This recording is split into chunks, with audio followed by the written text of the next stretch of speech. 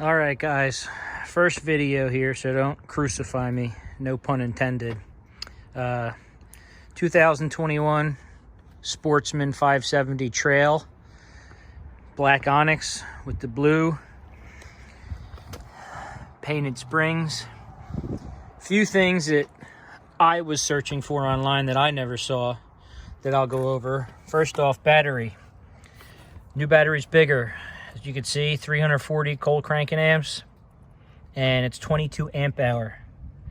And you could tell on startup the bike does start easier. I had a 2016 Sportsman SP, and it does start nicer. I did notice this cover here, clutch cover, that appears to be quick release. Two screws there. You could probably replace them with the Zeus fittings to make it even easier. 26-inch Duro grips. Tires look pretty decent. They are 26, 10, 14 in the back, 26, 8, 14 in the front. Much more room down here with the battery being gone. You can see in here, oil filter looks easier to get to without that battery in the way. Bushings are sealed now, which I don't know. Jury's still out. They're supposed to be automotive style, maintenance-free bushings. Supposed to be better, but I guess we'll find out once I get some miles on this thing. I literally just got it back in the driveway. It doesn't even have a mile on it.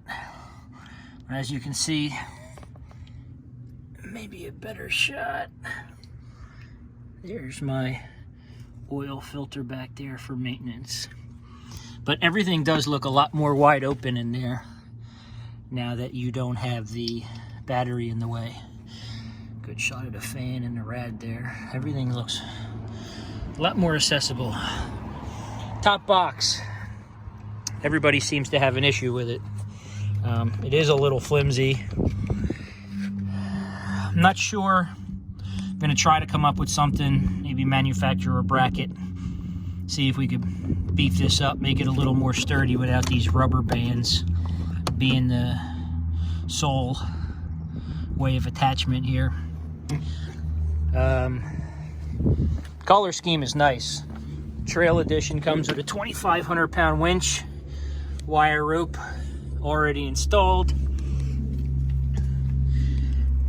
Here you got a good shot of the front U-joint.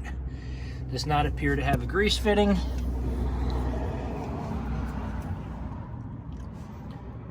Front diff.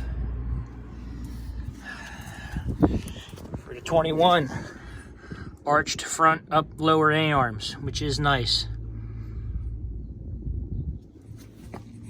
They're not arched in the back, but... And the muffler looks to be a better quality stainless at this point. My last one rusted up pretty quick. I never painted it, but it did rust up pretty good. Let's see, what else can we do?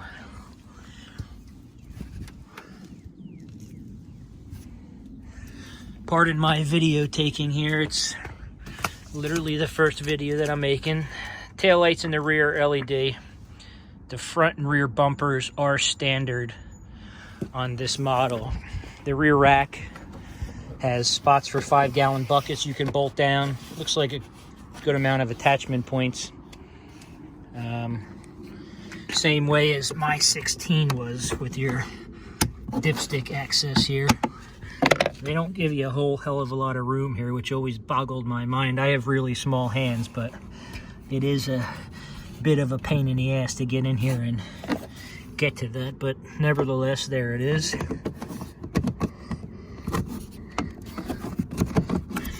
Check the rear. Rear bushings are the same. No grease points. Supposed to be maintenance free. I don't know how I feel about that.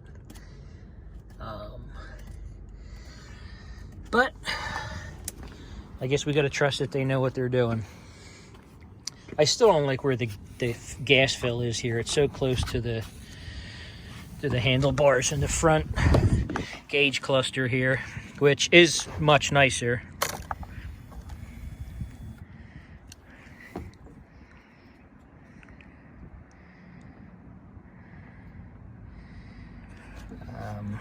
12-volt outlet. And, which is new for this year, the battery tender hookup, which is great. And I'm also told that you can charge from that port as well, which is nice. This is an improvement, this cluster. It is pre-cut cutouts here for like heated grip, heated thumb throttle switches. Everything else is the same from my 16. Off run, off, speedo override, downhill descent, 4x4, 2x4, and that's pretty much it for up here. Winch switch. Polaris has one of the best that I've seen in the business. It's just, like I said, it looks like it belongs there. Wired into your ignition so you can't accidentally kill your battery there. That is nice. All in all, great machine. First things I plan on doing shortly, Ricochet sells a nice set of A-arm guards, front and rear. I think they're $229 for this machine. Where I go riding in Pennsylvania, very, very rocky. Definitely benefit from some of those. I had them on my last machine, and it definitely saved it a few times. These new tires, 6-ply. That is nice, so I don't have to change them out right away, at least. And what I also plan on doing is I'd like to put the DynoVision, the DynoJet PowerVision 3 and program this. Doing a little bit of preliminary research. What I hear is it helps with your air-fuel ratio. This bike runs off of 87, but if you put a DynoJet on it, you can actually get some power gains out of 91 octane. From what I understand, these bikes run a little lean from the factory. That'll clear that up. It also, big thing here, Polaris, lowers your fan temperature setting 20 degrees lower. This way your fan comes on quicker. You don't have those overheating problems as much. And you can also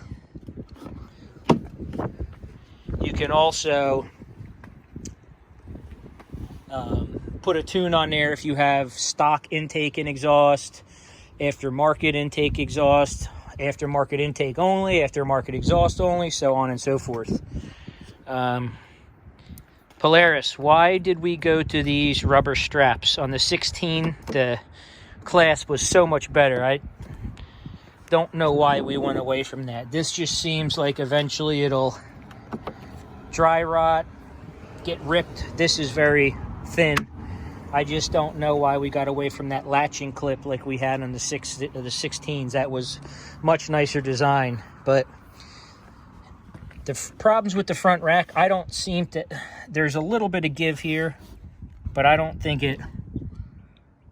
it's going to make that big a difference. I don't think water's going to get in there. If it is, we'll have to figure that out.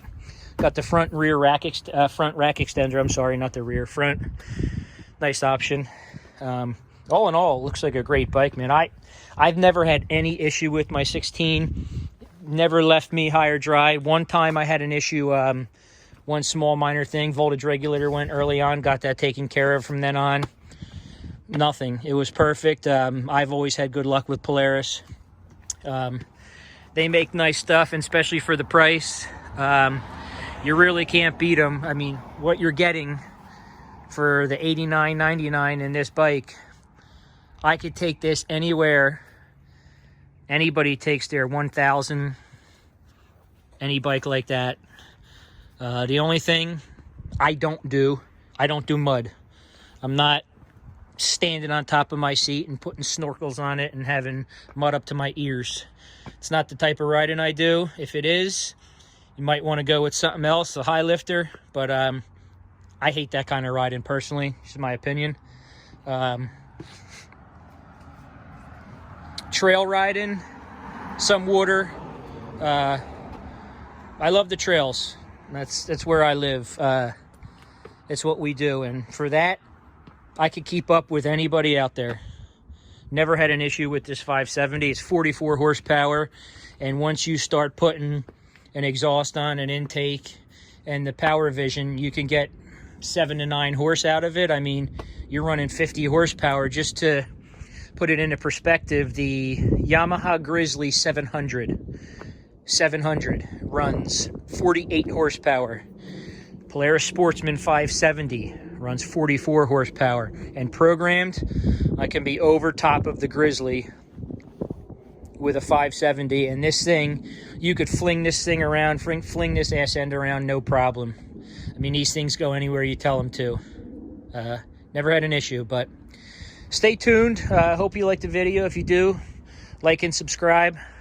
Like I said, I had an issue. I've been looking for stuff on the 570.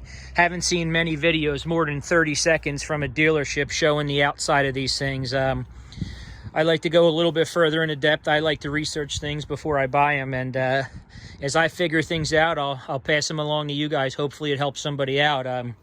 Overall, great machine, man. It's very happy with the look.